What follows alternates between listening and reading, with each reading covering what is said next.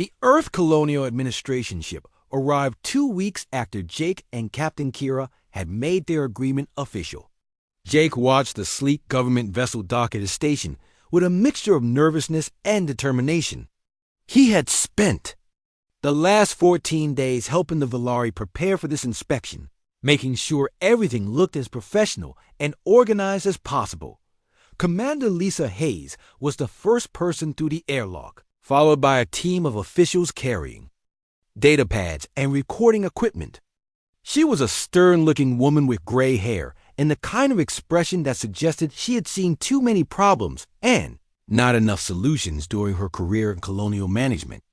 "Mr. Martinez," Commander Hayes said, shaking Jake's hand with a grip that was probably meant to be intimidating.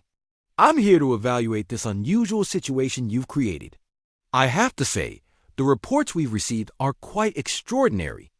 Jake tried to look confident even though his stomach was doing flips. "The Velari have been excellent partners, Commander. They've improved every aspect of station operations." "So I've heard," Commander Hayes replied, looking around at the modified corridors with their mix of human functionality and Velari artistry.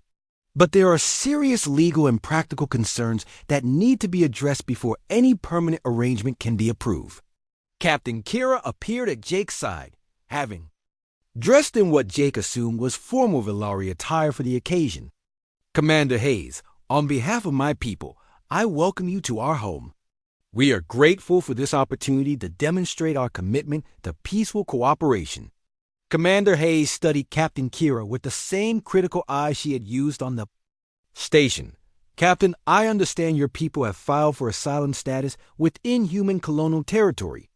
That's a complex process under normal circumstances, and these circumstances are anything but normal." Over the next several hours, Commander Hayes and her team conducted a thorough inspection of every aspect of the station. They examined the living arrangements, reviewed the maintenance logs, tested the safety systems, and interviewed both Jake and several of the Velari about their daily routines and long-term plans. Jake could see that Commander Hayes was trying to find problems, but the Velari had done too good a job of integrating themselves into station operations. Every system was running better than it had before their arrival. The efficiency reports showed dramatic improvements, and the station had handled more cargo and fuel deliveries in the past 3 months than in any previous 6-month period. Real tests came when little Pip and the other young Velari were interviewed.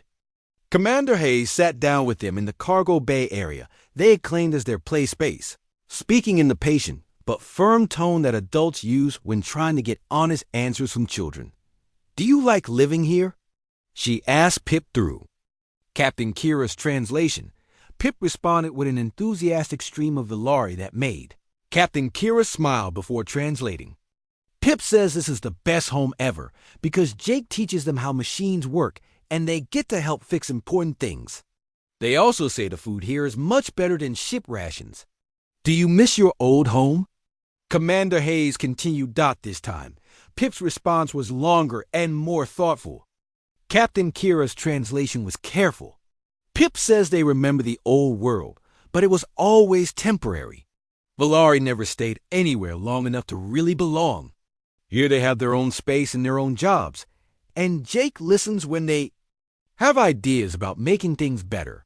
Commander Hayes made notes on her datapad and asked several more questions about education, healthcare, and future plans.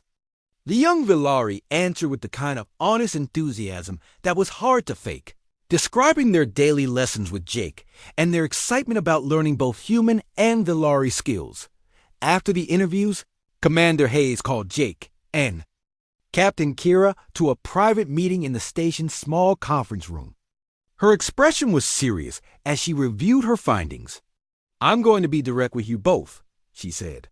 "This arrangement presents significant challenges from a legal and administrative standpoint. You're asking Earth Colonial Administration to recognize the first permanent multi-species civilian settlement in human territory. The precedent this sets could have massive implications." Jake felt his heart sinking. "Does that mean you're going to shut us down?" "I didn't say that," Commander Hayes replied.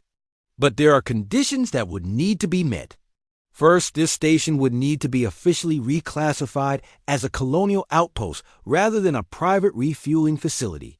That means regular inspections, compliance with multi-species safety standards, and oversight from the Colonial Integration Department. Captain Kira leaned forward. We would welcome such oversight. We want to do this properly and legally. Second, Commander Hayes continued, you would need to expand your facilities to meet minimum standards for permanent multi-species habitation.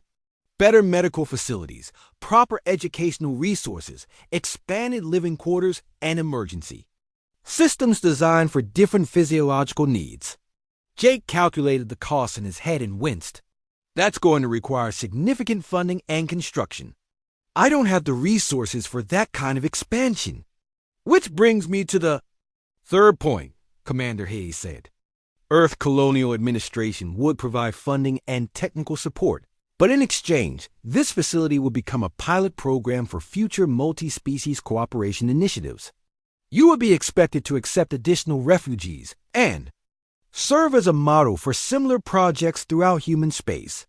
The room was quiet for a moment as Jake and Captain Kira absorbed what they were being told. This wasn't just about the 12 Velari who had crashed into Jake's life. They were being asked to become pioneers in something much larger and more complicated. How many additional refugees are we talking about? Jake asked. Hard to say, Commander Hayes admitted. Word of this arrangement is already spreading through diplomatic channels. We've received inquiries from 3 other species that are interested in similar partnerships. And there are always displaced populations looking for safe places to settle. Captain. Kira made the clicking sound that indicated she was thinking hard. Our people have discussed this possibility.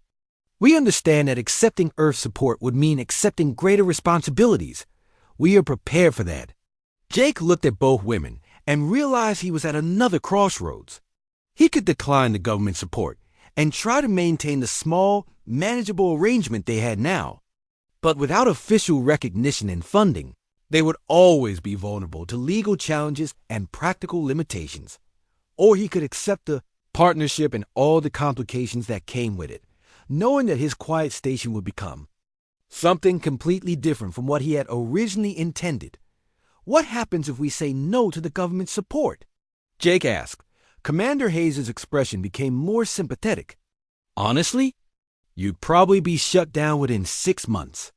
There are too many regulations and safety requirements for permanent multi-species habitation. And once other species start arriving looking for similar arrangements, you'd be overwhelmed without proper resources and support.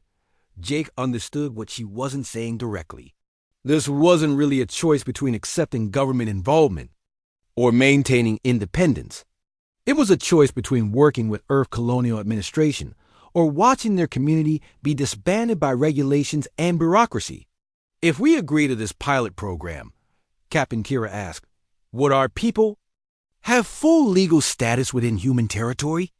Provisional citizenship leading to full status after a probationary period, Commander Hayes confirmed.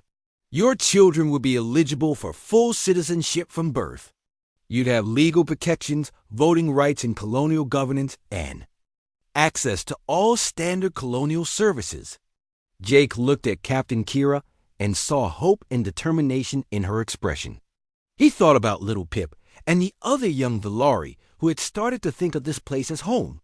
He thought about the improvements the Velari had made to his station and the sense of purpose they had brought to his previously isolated life.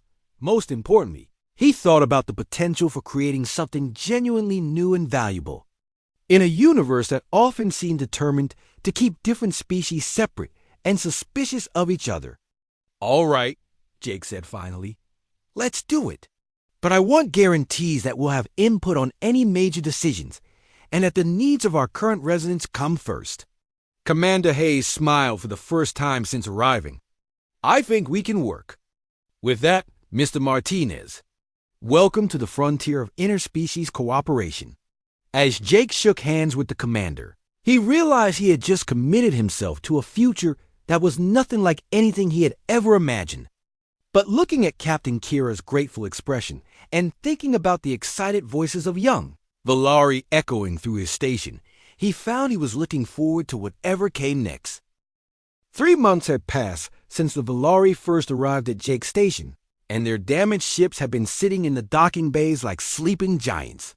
Jake had helped them repair what they could, teaching them how to work with human tools and showing them basic engineering principles. The Valari had proven to be quick learners, and their natural problem-solving abilities meant they often found solutions Jake wouldn't have thought of himself. The work was finally complete. All 3 Valari ships had functioning life support, working engines, and enough fuel to take them wherever they wanted to go. Captain Kira had spent weeks studying star charts and navigation data, trying to determine the best course for finding a new homeworld where her people could settle safely. Jake should have been relieved. His quiet station would return to normal, and he could go back to the peaceful solitude he had enjoyed for so many years. But as he watched the Valari preparing their ships for departure, he felt something unexpected twisting in his chest. The station was going to feel very empty without their voices echoing through the corridors. Little Pip had been especially quiet during the final days of preparation. The young Valari had become Jake's constant companion, learning everything about human technology and asking endless questions about how things worked. Now Pip spent most of the time sitting by the observation windows, staring out at the stars with those big dark eyes. Pip is sad about leaving, Captain Kira told Jake one evening as they finished checking the last of the ship systems. This place has become home in a way our people have never experienced before. Jake felt uncomfortable with the emotion in her voice. You'll find a real home somewhere. A planet where you can build cities and live the way you're supposed to. Captain Kira made the soft clicking sound that Jake had learned meant she was thinking deeply about something. What if this is the way we are supposed to live? What if everything that happened brought us here for a reason? Before Jake could ask what she meant, she had walked away to join the other adults who were having some kind of serious discussion in their own language. Jake could hear their voices rising and falling, with lots of the clicking sounds that seemed to indicate strong emotions. The next morning, Jake expected to wake up to the sound of ships preparing for departure. Instead, he found Captain Kira waiting for him in the control room, with an expression he couldn't quite read. "We need to talk," she said. Jake poured himself coffee and gestured for her to sit down. "What's on your mind?" "My people have made a decision," Captain Kira said carefully. "We have voted, as is our way when facing important choices. And we have decided that we do not want to leave." Jake nearly choked on his coffee. "What do you mean you don't want to leave?" "Your ships are fixed. You can go anywhere you want now." "Yes, we can leave," Captain Kira agreed. "But we do not want to. We want to stay here with you permanently." Jake stared at her, trying to process what she was saying. Stay here? This is just a refueling station. It's not a place for families to live. "It could be," Captain Kira said quietly. "We have been talking about this for weeks. This station has become more home to us than any planet ever was. We have purpose here, working with you to maintain and improve this place. Our young ones are learning skills they never could have learned in our old life, and you have shown us what it means to belong somewhere." Jake stood up and walked to the window, looking out at the endless stars. "This is crazy. You're a spacefaring people. You're supposed to travel and explore, not stay in one place fixing air recyclers and fuel pumps."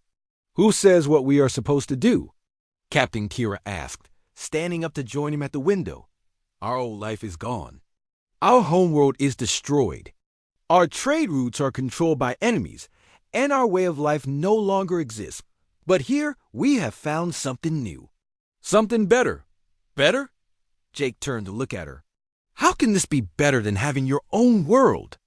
Captain Kira gestured around them at the station corridors, which now displayed Valari artwork alongside human equipment.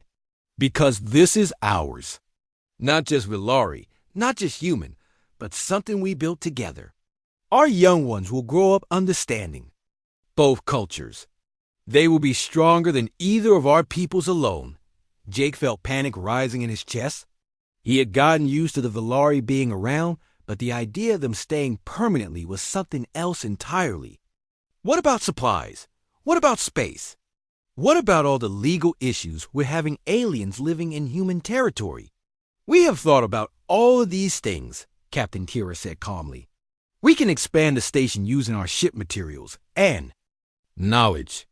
We can bring in more trade with our navigation skills and contacts with other species.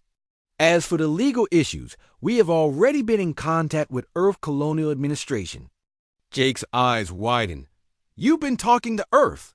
Without telling me? Captain Kira looked embarrassed. We did not want to give you false hope or worry you unnecessarily. But we needed to know if permanent settlement was even possible before we could make this proposal. And what did they say? They are interested, Captain Kira admitted. Very interested. A successful partnership between humans and another species could be valuable for future colonization efforts. They want to send a team to evaluate the situation.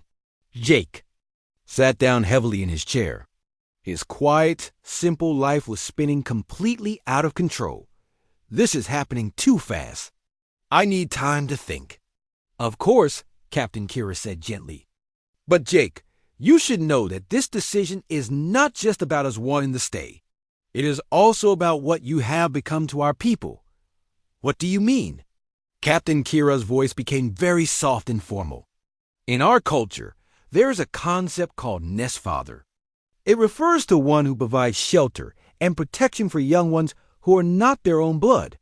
Little Pip has declared you nest father, and the other young ones have agreed. This is a sacred bond among our people. Jake felt his face getting hot. I'm not anyone's father. I just helped out when you needed it. You gave us more than help, Captain Kira said firmly. You gave us safety when we were afraid, knowledge when we were ignorant, and purpose when we felt lost. You treated us as family when we were strangers. That is what a nest father does. Jake stood up and walked away from her, feeling trapped and overwhelmed. I don't know anything about being responsible for families. I've been alone out here for 8 years because I'm not good with people. But you are good with us, Captain Kira pointed out. And we are good with you. Together we have made something that neither of our peoples could create alone. Jake looked around the control room, seeing it with new eyes. The Valari modifications had made it more efficient and beautiful at the same time. The status displays now included information systems that combine human practicality with Valari artistic design. Even the air smelled different, cleaner and somehow more alive than it had when he lived here alone. What if it doesn't work? Jake asked quietly. What if we drive each other crazy? What if the government decides this is a bad idea? What if other species cause problems? What if pirates come back with bigger ships? Captain Kira moved to stand beside him. What if it does work? What if we create something wonderful here? What if our young ones grow up to be bridges between our peoples? What if this becomes a place where different species can come to learn how to live together? Jake was quiet for a long time, thinking about everything that had changed since the Valari arrived. His station was running better than ever before. He had learned more about engineering and problem solving in 3 months than he had in the previous 3 years. And despite his preference for solitude, he had to admit that he enjoyed having people around who appreciated his work and contributed their own skills to making things better. Most importantly, he had started to care about these beings who had crashed into his life. The thought of little Pip leaving and never seeing the young Valari grow up made his chest feel tight and empty. If we do this, Jake said finally, if we really try to make this work, there's no going back.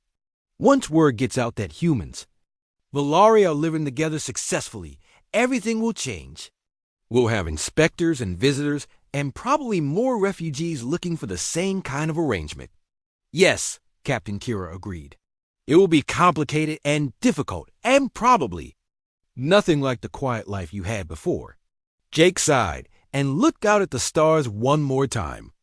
Then he turned to Captain Kira with a decision that surprised him as much as it surprised her. "All right," he said. "Let's try it. But we do this right, with proper planning and legal approval and enough resources to handle whatever comes next." "Captain." Kira's face lit up with an expression of pure joy, and she made a sound Jake had never heard before, a musical trill that seemed to convey happiness beyond words. Within minutes, excited Velari voices were echoing through the station. As the news spread, Jake realized his peaceful, predictable life was over. But as he listened to the celebration going on around him, he found that he wasn't sorry to see it go. 2 weeks passed, and Jake's carefully organized life became something he barely recognized. The Velari operated on a different sleep schedule than humans, which meant there was always someone awake and moving around the station. They're young. One seemed to have endless energy and curiosity, and they had discovered that the cargo bay had excellent acoustics for their singing games. Jake found himself waking up at odd hours to the sound of soft harmonies drifting through the ventilation system. At first it annoyed him, but gradually he began to find the alien music soothing. It made the station feel alive in ways he had never experienced during his 8 years of solitude. The Velari had also transformed the appearance of his home. They couldn't help themselves from adding beauty to everything they touched. Spare metal panels became decorative screens with intricate patterns cut into them. Empty walls now displayed weavings made from colored wires and discarded fabric. Even the boring functional corridors had been brightened with small sculptures created from spare parts. "Captain." Kira apologized for the changes when she noticed Jake staring at a particularly elaborate wall decoration. "I hope we have not overstepped. Beauty is important to my people, and we cannot help but create wherever we live." "It's fine," Jake said, though he was still adjusting to the idea that his practical, no-nonsense station had become something that looked almost artistic. "Just different from what I'm used to." The biggest adjustment was learning to share space with beings who approached problems completely differently than he did. When a water recycler broke down, Jake's instinct was to diagnose the problem methodically and fix it himself. The Velari approach was to gather everyone around the broken machine and discuss it as a group until someone had an idea. Surprisingly, their method often worked better than his. Their habit of talking through problems meant they caught potential issues he might have missed, and their different perspective on how things should work led to creative solutions he never would have thought of alone. Little Pip had become Jake's unofficial assistant, following him around during maintenance rounds and asking questions that sometimes made him think about familiar systems in new ways. "Why do the lights have to be white?" Pip asked one day while they were replacing burned-out panels. "Could they be blue like the sky on our old world?" Jake had never considered that the lighting could be anything other than standard white. But when he checked the system specifications, he found that the panels could indeed produce different colors. Within a day, the Velari had reprogrammed several corridors to cycle through gentle blues and greens that reminded them of home. The changes weren't just cosmetic.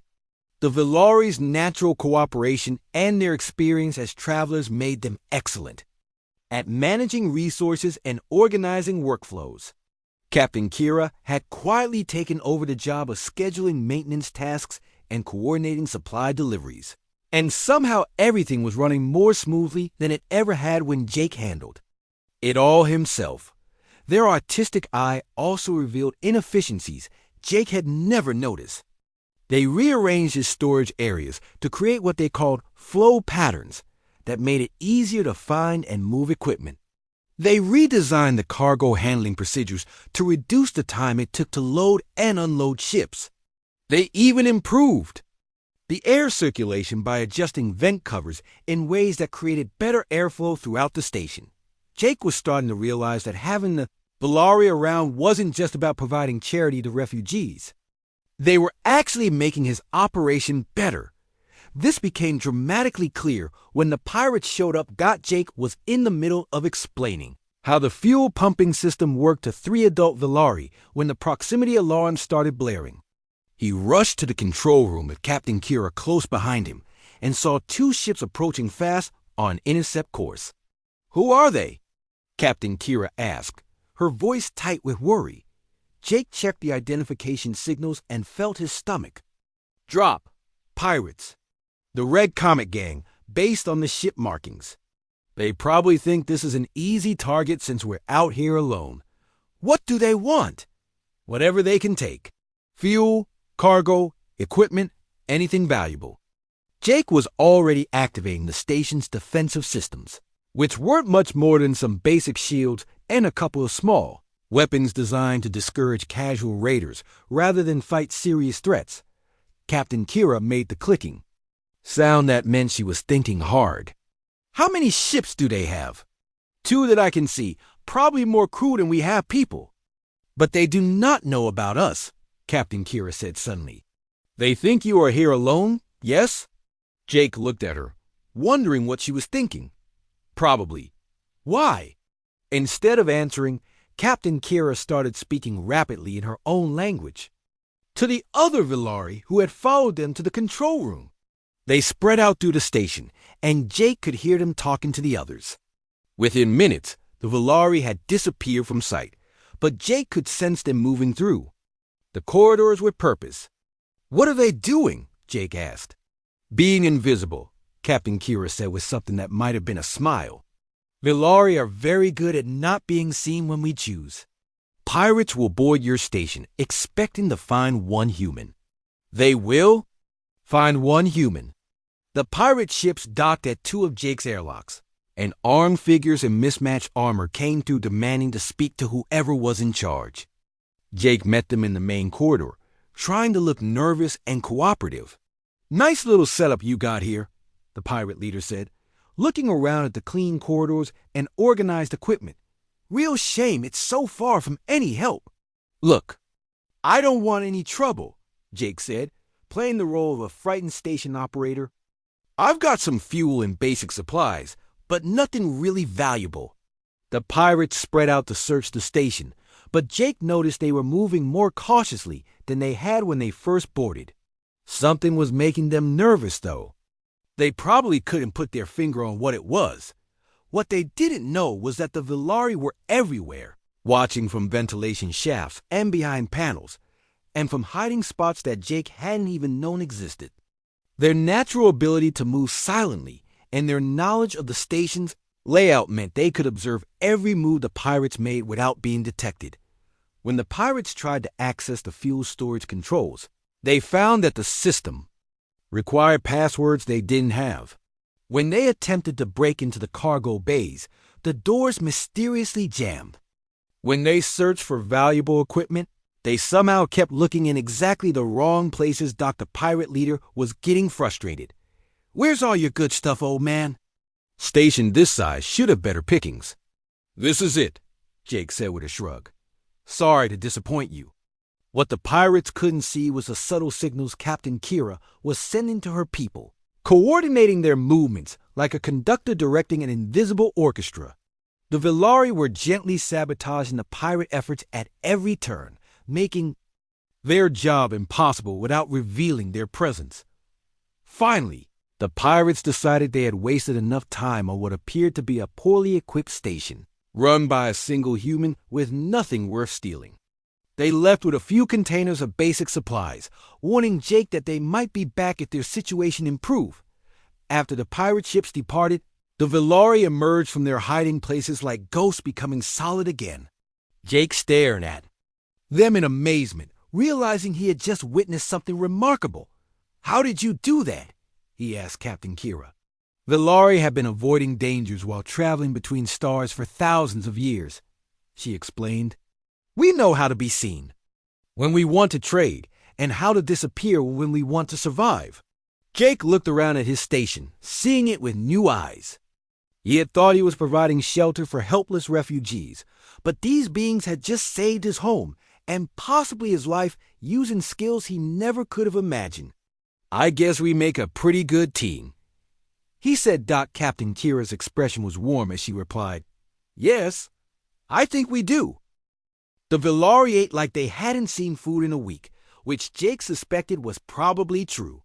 He watched from the corner of the station's small dining area as Captain Kira tried to keep the youngsters from making too much noise while they devoured the simple meal he had prepared.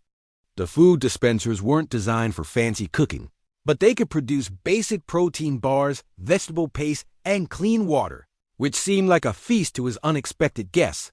Little Pip, the young Valari who had spoken up earlier, kept looking at Jake with those big dark eyes and making soft chirping sounds. Captain Kira noticed and translated. Pip wants to know if all humans are as kind as you, or if you are special somehow. Jake felt his face getting warm and turned away. To check the food dispensers. I'm not special. Just doing what anyone would do. No, Captain Kira said firmly, not anyone would open their home to strangers. Especially strangers who look so different from themselves.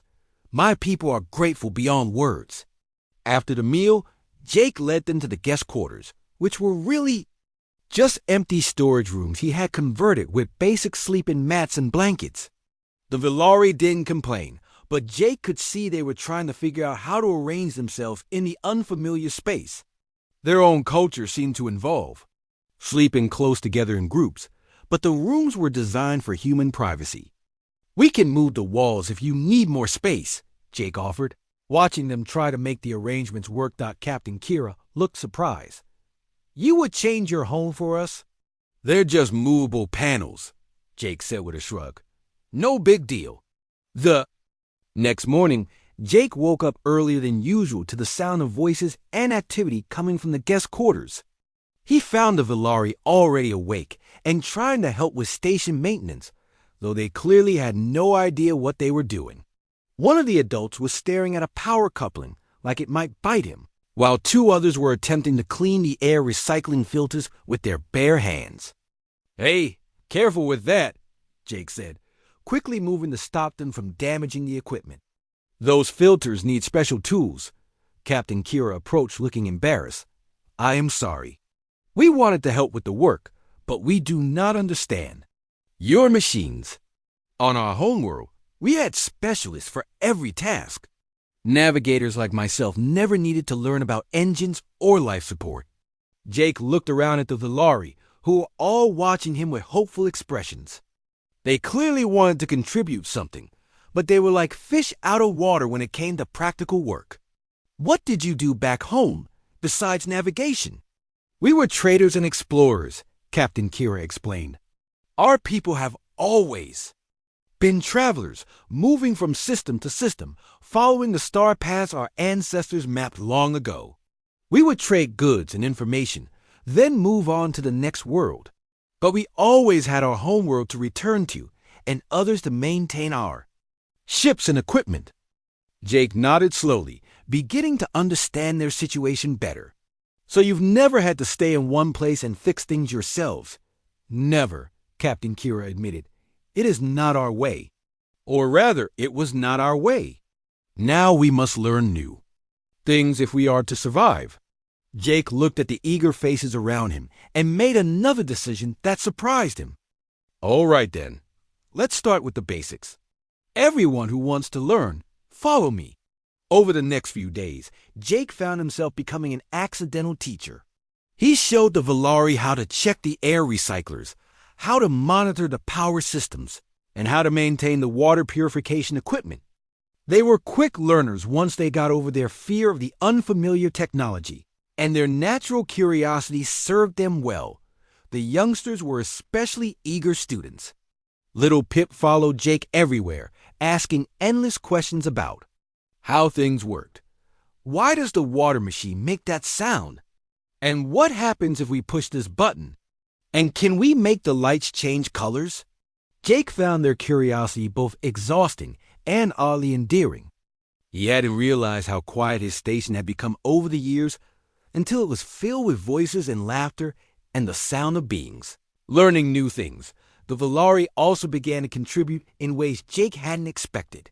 Their sharp eyesight helped them spot maintenance issues he had missed, like a tiny crack in a fuel line that could have caused a serious problem later. Their artistic nature led them to organize his storage areas in patterns that were both beautiful and surprisingly efficient. And their habit of working together as a group meant that tasks that took Jake hours to complete alone were finished in minutes with their help. Captain Kira proved to be especially valuable. Her experience as a navigator meant she understood complex systems, even if they were different from what she was used to. She quickly learned to read the station's status displays and became Jake's unofficial second-in-command when it came to managing daily operations. "Your people learn fast," Jake told her one evening as they reviewed the day's maintenance logs. "We have had to," Captain Kira replied. Learning quickly is how travelers survive when every world is different. Though I admit, learning to live in one place is harder than learning to visit many places. Jake noticed that the Velari were making other changes too. They had started decorating their quarters with small crafts made from spare materials, creating colorful patterns that brightened the sterile corridors. They sang together in the evenings, harmonious sounds that echoed through the station in ways that somehow made the metal walls feel more like home. The youngsters had claimed a section of the cargo bay as their play area, and Jake often heard them inventing games that combine human and Velari elements. Pip had become particularly attached to an old maintenance robot that Jake had been meaning to fix, and somehow the young Velari had managed to get it working again, just by talking to it and treating it like a pet. 3 days stretched into a week, and Jake realized he hadn't even asked when the Velari planned to leave. Their ships were still in the docking bays, but no one seemed to be working on repairs. When he brought this up to Captain Kira, she looked uncomfortable. "We have been examining our vessels," she said carefully. "The damage is more extensive than we first thought. Our navigation systems are not just broken, they are completely destroyed, and we do not have the knowledge or tools to repair them ourselves." Jake frowned. "What about getting help from other Velari ships, or finding a repair station that knows?" "Your technology?" Captain Kira made that soft clicking sound that Jake was learning meant sadness or worry. "There are no other Velari ships in this region of space, and the few repair stations that might understand our technology are controlled by those who destroyed our homeworld. We cannot go to them without risking capture or death." The weight of what she was saying settled over Jake like a heavy blanket. These weren't just temporary guests waiting for repairs. They were refugees with nowhere to go and no way to get there, even if they had a destination. "So what are you going to do?" Jake asked, though he was starting to suspect he already knew the answer. Captain Kira looked at him with those large, dark eyes that seemed to hold both hope and fear. "We were hoping that perhaps you might allow us to remain here a little longer, while we figure out what comes next. We know it is much to ask, but we have nowhere else to turn." Jake looked around his station, which suddenly felt very different from the quiet, orderly place it had been just a week ago. The corridors echoed with alien voices. The walls were decorated with colorful crafts, and every room held reminders that he was no longer alone. He should have said no. He should have explained that this was a temporary arrangement and helped them contact the proper authorities. But when he opened his mouth, different words came out instead. "I guess we'll figure it out together then." Jake Martinez wiped the grease from his hands with an old rag and looked at the cargo manifest on his screen. 3 shipments to process, 2 fuel deliveries to complete, and then he could get back to the peace and quiet he loved so much. His refueling station sat on the very edge of human space, far from the busy trade routes and crowded planets that most people called home. Out here, Jake could go weeks without seeing another soul, and that was exactly how he liked it. The station wasn't much to look at from the outside. A basic structure with docking bays, fuel tanks, and living quarters that Jake had built himself over the years. It served passing cargo ships, explorers, and the occasional military patrol that needed to top off their tanks before heading into the unknown regions beyond. Jake had been running this place alone for 8 years now, ever since he decided that dealing with other people was more trouble than it was worth. He was checking the atmospheric processors when the emergency beacon started flashing red on his control panel.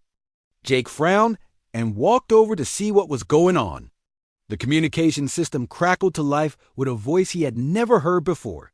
It was speaking in broken standard, the common language used for trade and communication between different species. "Please help us," the voice said, sounding desperate and afraid. "We are lost and our ships are damaged. We need safe place to land. Please, if anyone can hear this, we are running out of fuel and food." Jake stared at the communication panel for a moment. Emergency calls weren't uncommon out here on the frontier, but something about this one was different. The voice had an odd accent, and there were strange clicking sounds in the background. He pressed the response button and spoke into the microphone. "This is Frontier Station 7, Jake Martinez speaking. What's your location and ship type?" There was a long pause. Then the voice came back, sounding even more worried. "Thank you for answering. We are 3 ships, maybe 10 kilometers from your station. We are Velari people from the far spiral. Our navigation systems are broken, and we don't know how to fix them." Jake had never heard of the Velari before, but that didn't mean much. New species were making contact with human space all the time, especially out here on the edge where the official survey teams hadn't mapped everything yet. He pulled up his scanner and found the 3 ships right where the voice had said they would be. They were sleek vessels, unlike anything he had seen before, but they were definitely in trouble. One was leaking fuel, another had scorch marks along its hull, and the third was barely holding together. "All right, I can see you on my scanners," Jake said. "You can dock at bays 2, 3, and 4. I'll guide you in." Thank you so much," the voice replied, and Jake could hear the relief even through the strange accent. "We will be very careful not to cause problems." As the 3 ships slowly approached the station, Jake got his first real look at them. They were beautiful in their own way, with curved lines and what looked like decorative patterns etched into their hulls. But they were also clearly designed by beings who thought very differently from humans. The docking ports were in odd places, and the ships moved in a way that reminded Jake of birds floating on air currents. The first ship to dock was the largest of the 3, and Jake could hear it settling into the docking bay with mechanical groans and hisses. He grabbed his toolkit and headed down to meet whoever these Velari people were. As the airlock cycled open, Jake wasn't sure what to expect. The first thing he noticed was that the Velari did look somewhat like birds, but they walked upright on 2 legs and had arms with hands that could grip things. Their faces were elongated, with large, dark eyes, and their skin had a feathery texture that shimmered in different colors, depending on how the light hit it. They were taller than humans, but seemed delicate, almost fragile. The one who stepped forward first was clearly the leader. She wore what looked like a uniform with symbols that probably meant rank or status. When she spoke, Jake realized this was the voice he had heard on the radio. "I am Captain Kira of the vessel Swift Wind," she said, bowing slightly.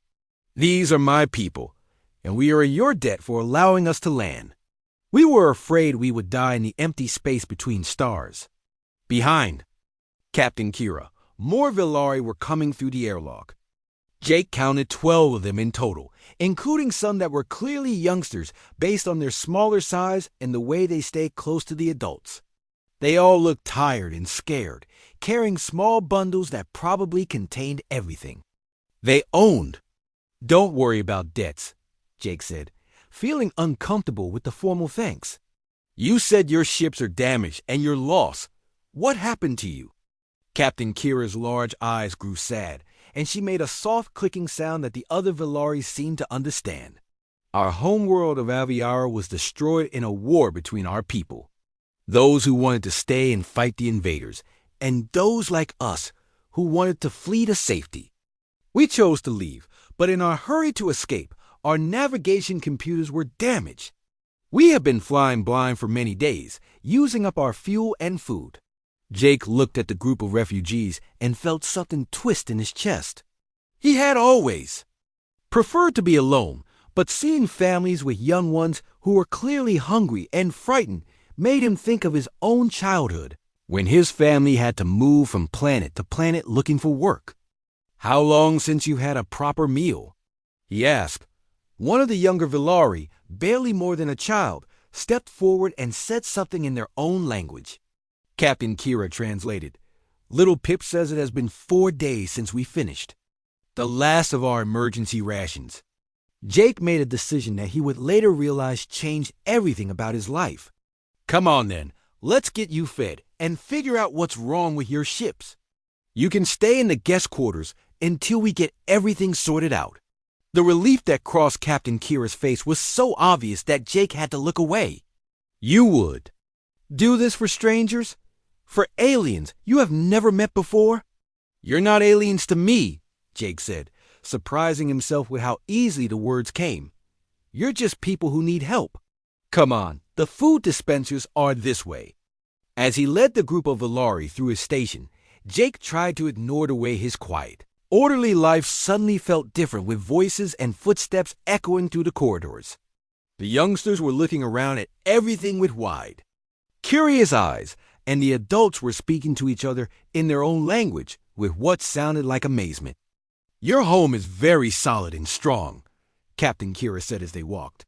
Villari ships are made for beauty and speed, but this place feels safe in a way we have not known for a long time. Jake didn't know what to say to that, so he just grunted and kept walking. But somewhere in the back of his mind, a small voice was telling him that his peaceful, solitary life was about to become much more complicated.